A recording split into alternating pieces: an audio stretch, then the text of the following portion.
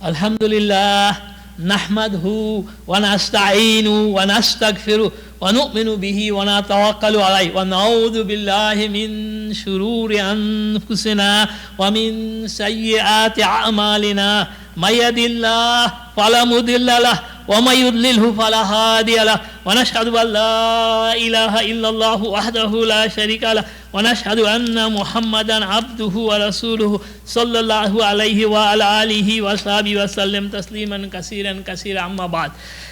Alhamdulillah, my dear brothers, this is an extraordinary time. We all know, of course, this is a new year, and also this 2020 has given a big test from Allah subhanahu wa ta'ala. We as an individual person, we as a family, we as a community, we as a country, or the whole world.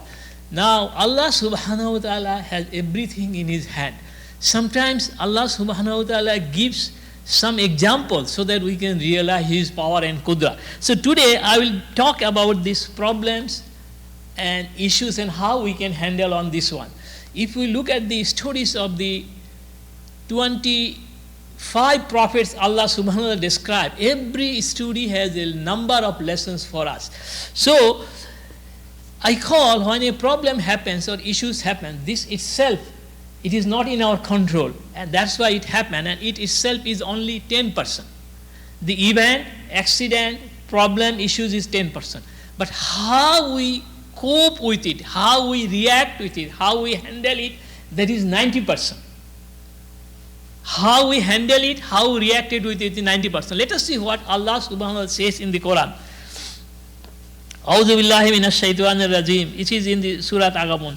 Ma aswaba min musibatin illa biiznillah wa man yu'min billahi yahdi qalbah wallahu bikulli shay'in alim. Allah subhanahu wa ta'ala is here clearly saying, there is a similar verse in other places. Its near meaning is, no calamity befalls on anyone except by Allah's will. No calamity befalls on anyone except the will of Allah subhanahu wa ta'ala. Then what is our duty? Allah is prescribing. And whoever has faith in Allah subhanahu wa ta'ala, whoever has faith, firm belief in Allah subhanahu wa ta'ala, he guides his heart. He guides his heart. And then again Allah is reminding, and Allah subhanahu wa ta'ala has knowledge of all things. Allah subhanahu wa ta'ala has knowledge of all things. This is a very critical, we have to look at our heart, and Allah guide us. Anything happens, this is from Allah. And then also if you look back, Allah subhanahu wa ta'ala has consoled Prophet Muhammad sallam. He was prophet, but he was also a human being. Allah subhanahu wa ta'ala in the Surah Shah declares, A'udhu billahi minash shaitanir rajim, fa inna ma'al usri yusra, inna ma'al usri yusra. There will be always hardship in our life, but Allah is saying that with every hardship, He has made it easy. Even if you look back, one of the other things was Allah subhanahu wa ta'ala has mentioned, be patient and be with the prayer. Get the help of Allah. A'udhu billahi minash shaitanir rajim. Ya ayyuhallazina amanu. He is addressing to the believer. Ya ayyuhallazina amanu sta'inu bis-sabri was-salah. Bis-sabri was-salah. And patience is difficult, even for me, for you, and as a human being. We are by nature created to be impatient, but we have to remind these few verses again and again. Allah said that we seek His help with two things, to be patient and salah. So, and finally Allah is also saying, Inna Allaha ma'as sabirin. If we can be patient as an individual, as a family, as a teacher, as a parent, as a student, as a community member, then Allah's help will be coming with us. Now if you look back, also Allah subhanahu wa ta'ala, what is the purpose of our being in this world?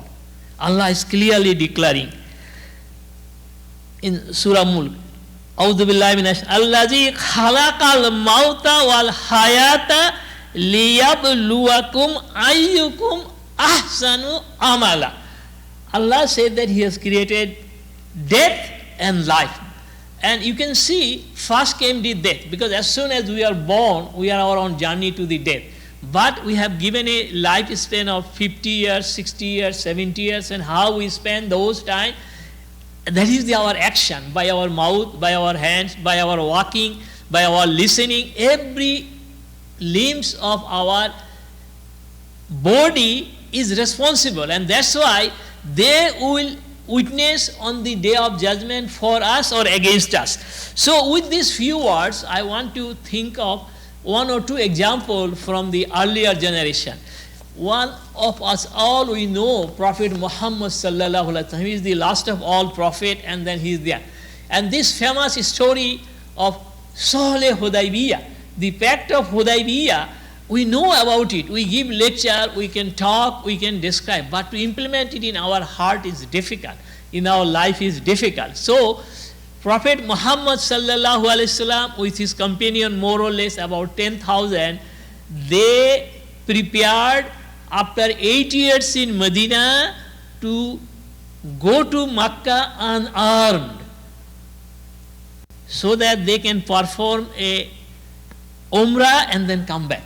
And we all know this pact, they have to come back without performing Umrah. And they all feel humiliated. This pact was apparently uncomfortable, unequivalent, not of the equal strength. They come back. All of the companions were sad.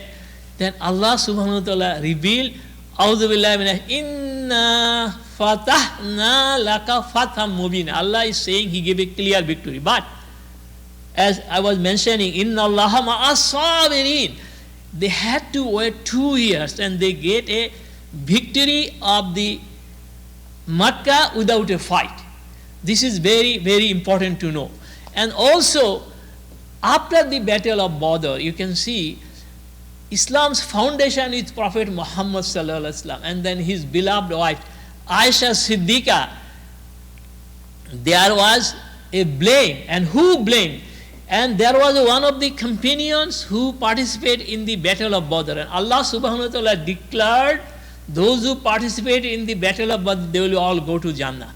And then Allah has forgiven their sins.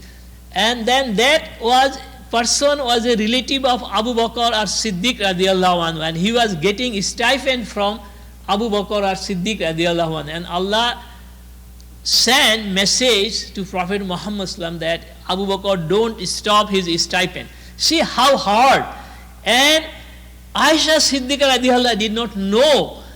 Nobody told her. When she got the hints from her mom, she started giving sujud. So it had to wait for a full month until Allah subhanahu wa ta'ala said that she is innocent, and she gave some guidance. So this is two incidents from life of Prophet Muhammad sallallahu alaihi wasallam.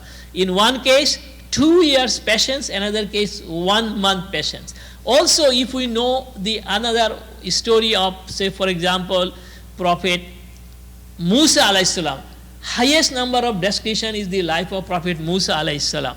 And we know they had to go at night away, and then Allah subhanahu wa ta'ala mentioned they will be followed. And then all of the companion with him was impatient. But Allah asked him, Ajib, to strike the water, and there was 12 paths for the 12 communities. Even I have given a small example of Maryam alayhi salam, if you can see, that when she was asked to go to her community, she did not know what to do. She had to obey, but she asked the baby, and Allah subhanahu wa ta'ala at the baby stage gave the power to Prophet Isa alayhi salam to speak. So even if you look at the story of the Salahuddin Ayyubi, you will find many examples. There is a contemporary life, I can give you the example. So what is very important for us all the time, for me and for you, have to come back to Allah subhanahu wa ta'ala, because Allah said that with every hardship there will be ease. So we can always has a comfort, and everything happens with the will of Allah subhanahu wa ta'ala. May Allah give me forgiveness and give all of us forgiveness. Assalamu alaikum.